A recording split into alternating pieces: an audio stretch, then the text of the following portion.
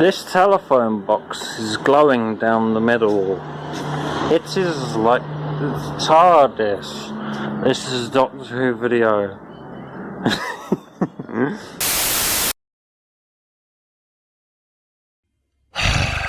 Oh, for God's sake, here we bloody go again. I'm supposed to care again, aren't I? Okay, prepare yourself, Stuart. Prepare yourself. It's 2016 again. You're younger. 25. Haven't had your spirits crushed by the world around you yet. Okay, let's do this. I had previously been writing a video based solely on the Chibnall is leaving Doctor Who news, but recent events mean I've had to ditch that entirely because clearly reality hates me and wants good work to go to waste. And because I'm one of the pettiest people in recorded history, I will be stubbornly recycling bits of that video into this one. Fuck you, reality, you bastard. So, when it got announced that Chibnall was leaving, you may be surprised to learn that I had literally no reaction to it whatsoever.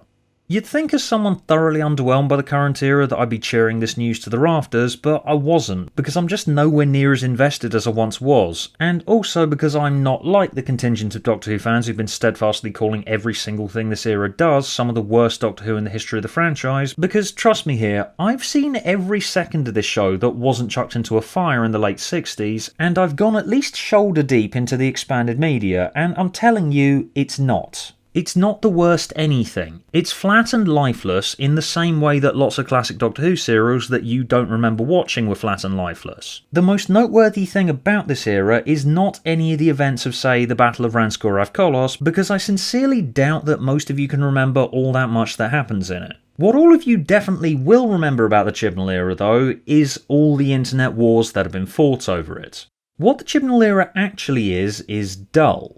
It just slides off your brain because although it's functional, there's no real creative vision on display. The writing is formula Doctor Who designed to fill space, and it doesn't excite anyone because we've seen it all before and we've seen it done better before. It may tacitly work, but the Chibnall era is so uninteresting that it did something almost worse than making me actively hate it. It just flat made me stop caring about the show. Yes, I did say this before Series 12, and yes, I still watched that and got invested again, because it pulled the trick of playing on the stupid obsessive fanboy bit of my brain. But any investment I had in it got offset the second I got to the end of it, and so while I may have been kinda warm on it at the time, I don't really look back on Series 12 with any fondness now. Including Fugitive of the Judoon, which I said right in that review, it may have got the fandom buzzing for a week, but its worth was going to end up being solely dependent on how the arc concluded, and I was totally right.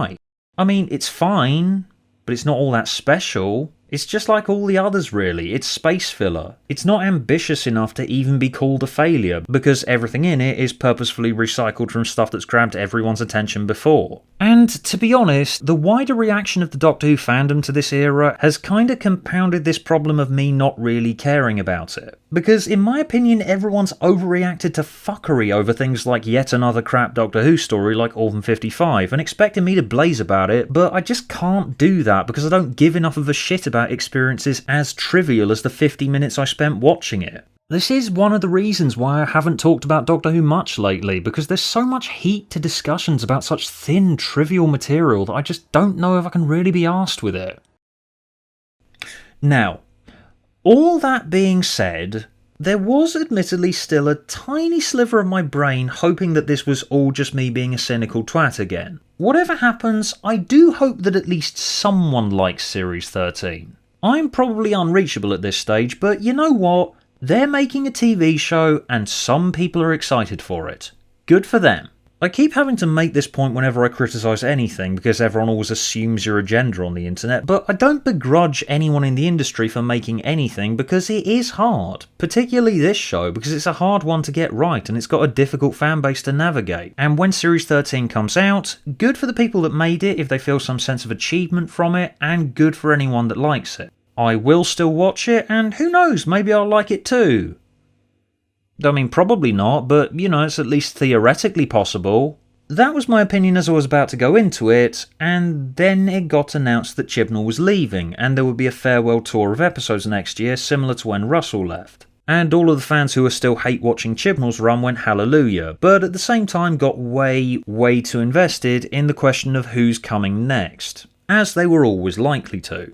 Announcing this in the run-up to Series 13 was a huge mistake in itself, because by triggering all this theorising, that drew attention away from the upcoming series. Ultimately, making this announcement now just openly said to everyone that Series 13 doesn't really matter. What's coming next matters. Series 13 is going to be chucked out onto BBC One very soon. Watch it, whatever, who cares. 9 episodes, then we're out of here, that's it.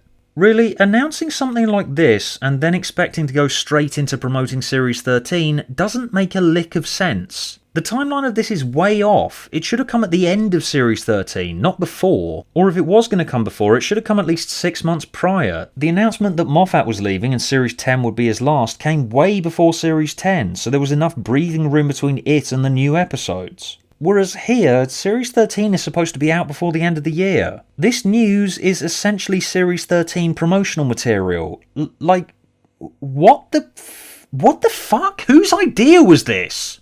And then the killing blow to any hope that Series 13 had of impressing anyone was delivered when it was announced that Russell T Davies is returning as showrunner for the 60th anniversary and a new series. Which... Guys, that is the cruelest thing that you could possibly have done to the current team. I know I'm not a fan of the current era. I know I've said almost nothing but bored, disinterested things about it, but clearly a lot of investment, financial and personal, will have gone into making Series 13 and these specials. Forget Chibnall and how much you hate him for a moment. I'm talking directors, actors, writers, editors, cinematographers, sound recordists, VFX artists, ADs, ACs, gaffers, runners, people who've spent entire lives dedicated to making it in this industry, and announcing this right now, right before airing any of these 9 episodes, is sticking 2 middle fingers up in all these people's faces and saying, fuck you, we don't give a shit about what you just put a lot of effort into making. Everyone is well aware of Russell's deification among the fandom over the course of the last half a decade, and because of that, this has upstaged the next 9 episodes in the worst way. The number of people who gave that much of a shit about the next series was already reduced by the divide in the audience still watching, but almost no one's going to give a shit about Series 13 or those final specials now. Everyone's just going to be sat waiting for this to happen. Whatever I think of what the current team have produced to date is completely irrelevant. Whoever decided that this should be announced now just made the dickest move in the history of dick moves. Seriously, I don't get angry often. There are bigger things to be angry about, but this is why my actual opinion on this development is probably going to end up being relatively incoherent, because I cannot express enough how completely fucking furious I am at whoever decided to make this announcement right now.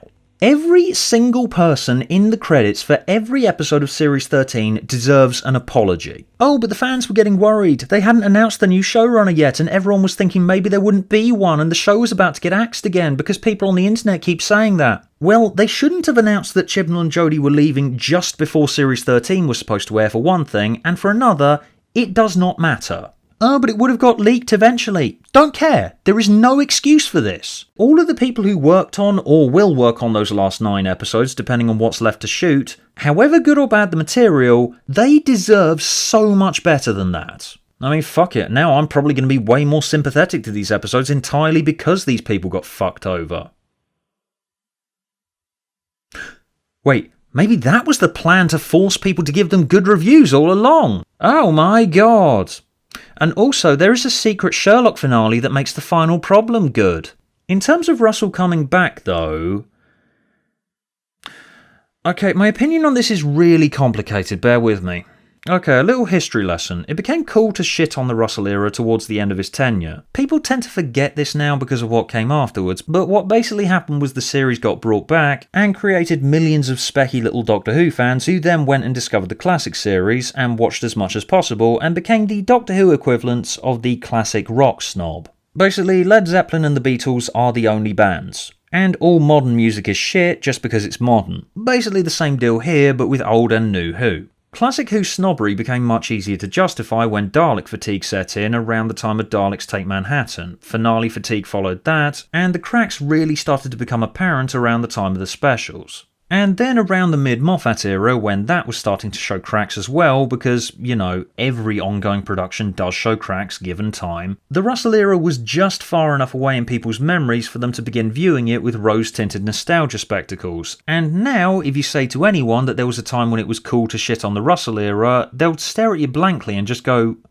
"What, really? You serious?" A lot of it has held up really well though, and a lot of the shitting that was done on it was done for the wrong reasons, and he probably was the only option to go for the next showrunner, since he's there, he's proven he can do it, people like him, and he wouldn't be offering his time in his production company if he didn't really want to do it again and have something that he wanted to say. So yeah, there you go. I can't begin to guess at what Russell's going to end up doing with the show now it's back in his hands, but let's put Russell himself to one side for a moment, because the reason I worry about this development is the way people have been talking. It almost seems like everyone expects Russell to come back, Jodie to regenerate back into David Tennant, it to be 2008 again, and for the show to instantly turn back into the cultural and ratings powerhouse that it used to be. And this extends to BBC management as well, by the way, because they almost certainly want that to be the case. Here's the thing though, is that actually what people want? Because if so, my question then becomes, what's the point and what does anyone hope to achieve from that? What are we actually looking at here with the reaction that people have had to this news? Is this a genuine desire for people to see a new creative vision from Russell in the Doctor Who universe? Is it people going, he knew what he was doing before and everything else he's done since then has been a massive success, so therefore it will be good again, right? Which, don't get me wrong, as said, I trust that Russell knows what he's doing and I want that to be the case. Or is it all driven by the fact that I remember 2008 when the show was good and I want to feel that way again?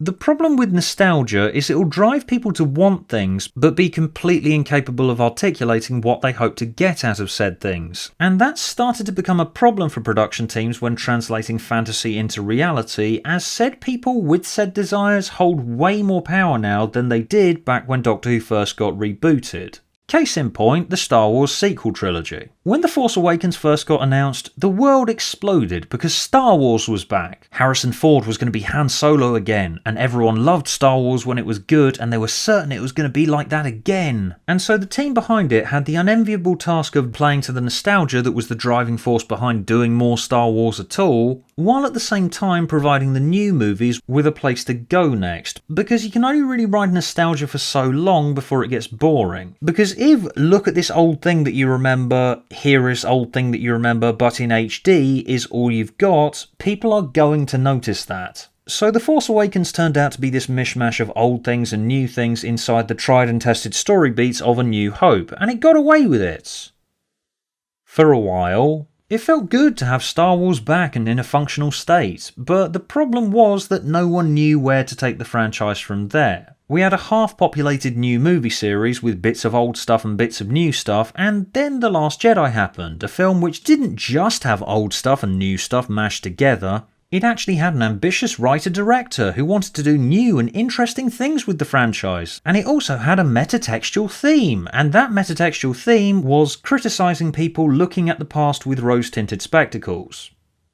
And people did not like that. So then Rise of Skywalker happened, and it was essentially a response to the criticism that Last Jedi got. It chucked theme and ambition out the window and was full of nothing but nostalgia baiting because they assumed that that was what people wanted based on reading the response to Last Jedi. But people ended up hating Rise of Skywalker even more because they got sick of it when they realised that there was no point in just doing the same thing again just for the sake of it, because the sudden rush of nostalgia wears off. Now, the reason I'm talking about Star Wars so much is, how certain are we that this is not a similar case? That people don't want this for the wrong reasons? Because watching this you may be going, well, I just know that Doctor Who worked under Russell before and I trust that he can make it work again. And yes, that's my opinion too, and I hope that that's right.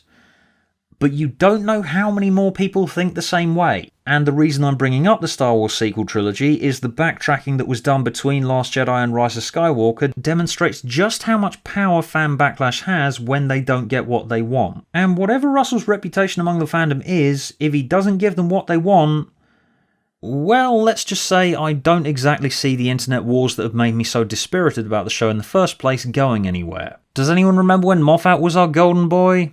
Do you remember how long it took for his reputation to take some damage?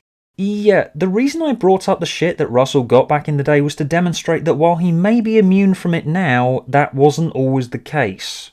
And I should admit at this point that I'm no better than the rest of you, given for one thing my part in the aforementioned internet wars, and also, while I want a new vision, I am at least partly guilty of wanting this to work for the wrong reasons and in the wrong ways too. I would love for there to be another Moffat-penned episode inside the confines of the Davies era. But do I just want that because it was 2008 and I was 17 and I was young and found the world exciting and my feet didn't hurt all the time? I mean, it'd probably feel refreshing to have one more Blink in the world, but the feeling probably wouldn't last because I've seen Blink already. I've been there, I've done that. I'd feel like a teenager again for 45 minutes, but then I'd find myself rapidly aging and the flesh melting off my skeleton the second I stand up. I wouldn't be experiencing something new and fresh, I'd just be indulging in a feeling that I remember.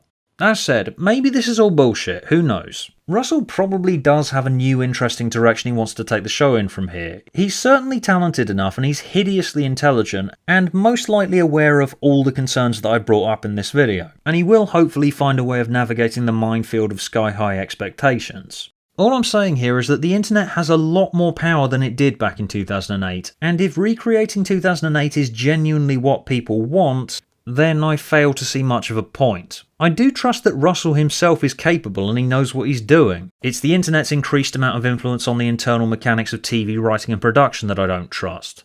Anyway, I am genuinely sorry for bringing everyone down while you're celebrating, but I also have some other news. I got the test results back and you have 6 minutes to live, and all 6 of those minutes will be spent in agonising pain. Sorry about that.